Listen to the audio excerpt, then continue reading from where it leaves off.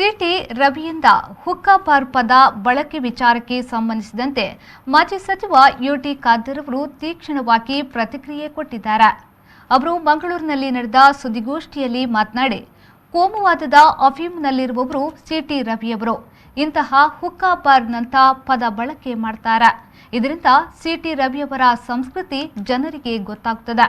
ಹುಕ್ಕಾ bar ಕೂಡ ಅಫೀಮು. City Ravi ಅದರ ಅಫೀಮ್ನಲ್ಲಿದ್ದಾರೆ ಎಂದು ಮಾಜಿ ಸಚಿವ ಯುಟಿ ಖಾದರ್ ಪ್ರತಿಕ್ರಿಯೆ ಕೊಟ್ಟಿದ್ದಾರೆ. ನೋಡಿ, ಕೋಮುವಾದದ ಅಫೀಮಿನಲ್ಲಿರುವವರು, ಅಫೀಮ್ ಗೊತ್ತಾಯ್ತಲ್ಲ, ಕೋಮುವಾದದ ಅಫೀಮಲ್ಲಿರುವವರು ಹುಕ್ಕಾ ಬಾರ್ನಂತಹ ಸಂಸ್ಕೃತಿಯನ್ನು ಬಿಂಬಿಸ್ತಾರೆ. ಅದು ಅಫೀಮ್ ಅಲ್ಲ, ಹುಕ್ಕಾ. ಇವರು ಅಫೀಮಿನಲ್ಲಿದ್ದಾರೆ, ಕೋಮುವಾದದ ಅಫೀಮಿನಲ್ಲೇ ಇರ್ತಾರೆ. ಸೊ ಅದು ಅವರ ಸಂಸ್ಕೃತಿ. ಕೋಮುವಾದದ ಅಫೀಮಿನಲ್ಲಿ ಇರುವವರು ಹುಕ್ಕಾ ಬಾರ್ನಂಥ ಪದವನ್ನು ಬಳಸಿಕೊಂಡು ಅವರ ಸಂಸ್ಕೃತಿಯನ್ನು ಪ್ರದರ್ಶಿಸ್ತಾರೆ. ಬಡವರಿಗೆ ಮತ್ತು ಹಸಿದವರಿಗೆ ಊಟ ಕೊಡುವಂತಹ ಯೋಜನೆಯನ್ನು ಕಾಂಗ್ರೆಸ್ನ ಸಂಸ್ಕೃತಿ. ಸೊ ಇದು ನಮಗೆ ಮತ್ತು ಅವರಿಗೊಂದು ವ್ಯತ್ಯಾಸ.